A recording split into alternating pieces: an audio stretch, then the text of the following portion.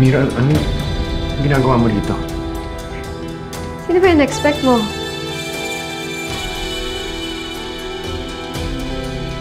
Ikaw ba nagpapunta sa akin dito? Oo. Tinanong ko si Lola Ising kung may girlfriend ka na. Sabi niya, wala daw siyang alam. So naisip ko, why not take the chance? Na, alam mo na, maging tayo ulit.